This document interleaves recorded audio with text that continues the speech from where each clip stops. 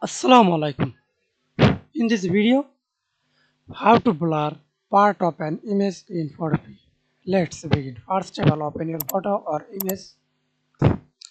Okay, then select, use rectangle selection tool or use ellipse selection tool.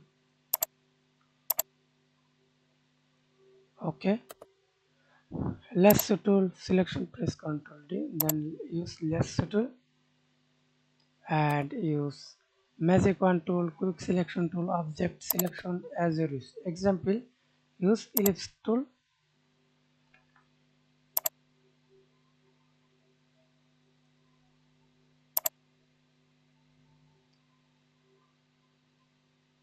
Then go to filter tab, blur, Gaussian blur and use radius. That's it. Press Ctrl D.